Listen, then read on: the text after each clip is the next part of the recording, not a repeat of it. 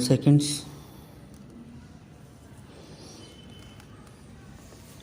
Sir, I would also like to take into consideration the role of the various developed countries, whether we call them superpowers or whether we call them highly industrialized nations. Also, the world in general is aware of the movement for disarmament, which has taken a passive nature, although the movement for detente and disarmament is growing in the world, but it has not had the desired amount of success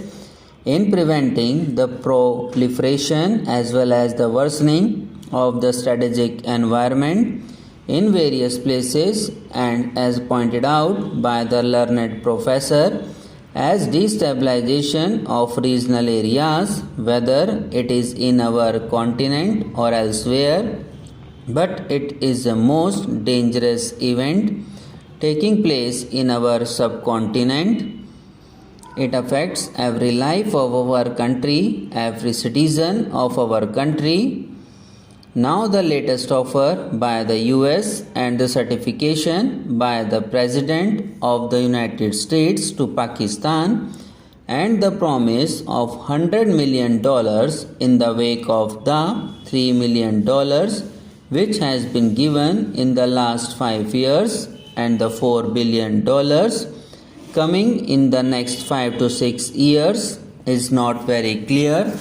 where the AWACS, that is airborne warning and control system, which is sought to be given to Pakistan, as the published reports indicate, is part and parcel of that.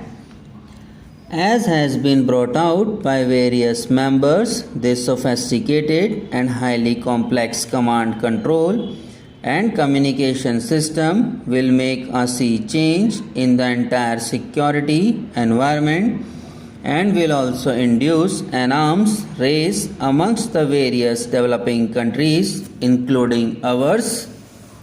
This, to my mind, is another way of following the old accepted theory that war is a continuation of the state policy by other means. That means it will force us and other countries of this subcontinent into diverting the valuable resources from development to national security or to defense needs. If we see the type of equipment and weapons which have been given, we will find this. One is the Harpoon missiles, which cannot be used anywhere but in the sea, and over again spokesmen from our government have raised it in this house that it cannot be used either against the Soviet Union or against Afghanistan. It can only be used against us and our navy. The Abrams heavy tank, which is the learned professor has mentioned, can only be used in the plains, along with the formation of the Central Command and the Rapid Development Force of the United States. This area, which had been free from nuclear threat, will now have this threat 4 times to come, and we have to ponder over it, and government will have to do some serious thinking how to neutralize and how to minimize its effect, the threat which is to our country.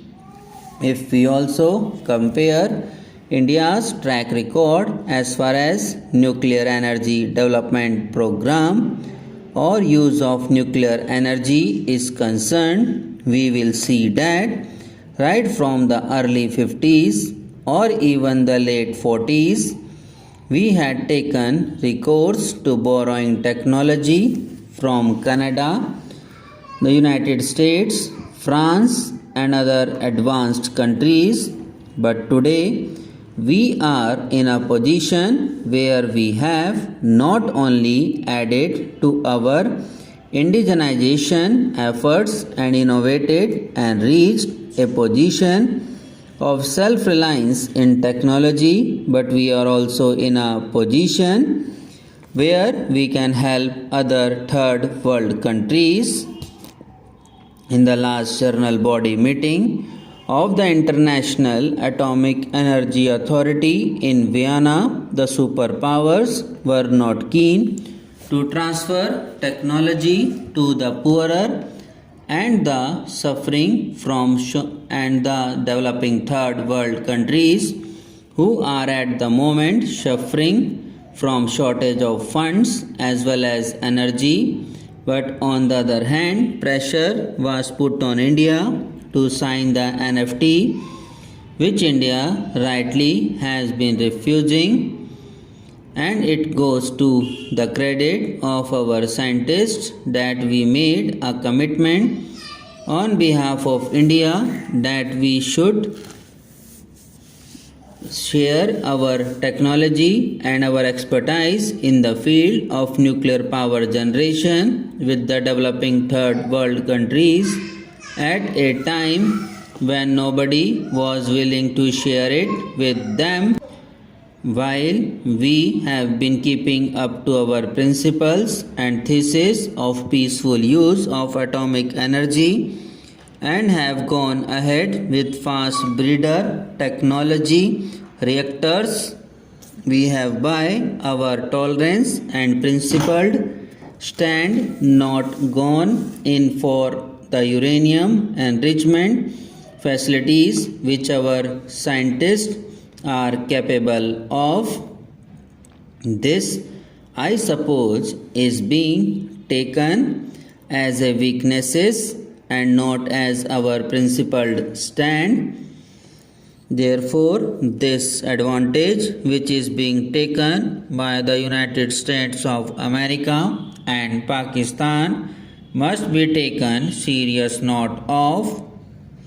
It is another matter of serious concern and of significance that the stepping up of arms race as well as the stepping up of activities